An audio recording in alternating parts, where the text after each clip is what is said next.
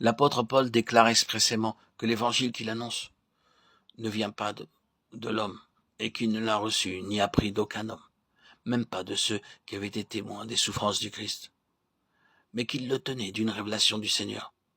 Il écrit effectivement aux Galates que son évangile est d'origine divine, céleste, qu'il a reçu d'une révélation de Jésus-Christ. Galates 1, 11, 12. Ainsi, le Christ ressuscité, retourné auprès du Père, expliqua lui-même, enseigna lui-même à l'apôtre Paul tout ce que comportait son sacrifice, ses causes et ses résultats. Si cette pensée reste en nos cœurs pendant que nous étudions la prédication de la croix dans les épîtres de Paul, celle-ci se révélera aussi à nous comme étant bien la puissance de Dieu. D'ailleurs, nous avons une autre preuve de l'origine divine de l'évangile prêché par Paul. Ensuite d'une révélation, Galates 2.2, il partit à Jérusalem pour y voir les apôtres, ceux qu'on regardait comme des colonnes, et leur exposer l'évangile qu'il prêchait parmi les gentils. Il constata alors qu'il avait été si parfaitement instruit par Jésus lui-même que les plus considérables d'entre eux n'eurent rien à lui communiquer. Ceux qui avaient suivi Jésus sur les chemins de la Palestine, qui avaient été les témoins de sa mort, avaient conversé avec lui après sa résurrection, ceux qui avaient été baptisés du Saint-Esprit le jour de la Pentecôte, n'eurent rien à communiquer à celui que le Seigneur avait choisi pour être le messager de son amour.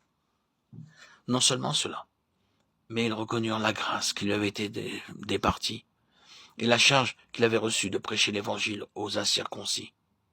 Aussi lui donnèrent-ils la main d'association, démonstration irréfutable, et pour tous les siècles l'évangile de Paul fut en harmonie parfaite avec le leur.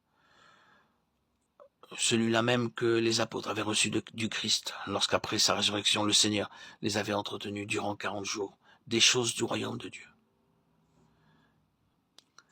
Puisque c'est le Christ lui-même qui donna à l'apôtre son message, la prédication de la croix, nous ne saurions nous étonner que celui-ci domine sa vie, et qu'elle soit le thème constant de ses épîtres. Elle est gravée en lettres de feu dans son cœur, aussi bien que, très probablement, il n'eût pas assisté au crucifixion. Car si Paul avait assisté à la tragédie du calvaire, il eût sûrement fait allusion en l'un ou l'autre de ses écrits. Il parle du sacrifice et des souffrances du Seigneur avec tant de force, et une si manifeste illumination du Saint-Esprit qu'il peut écrire aux Galates que Jésus a été comme crucifié au milieu d'eux.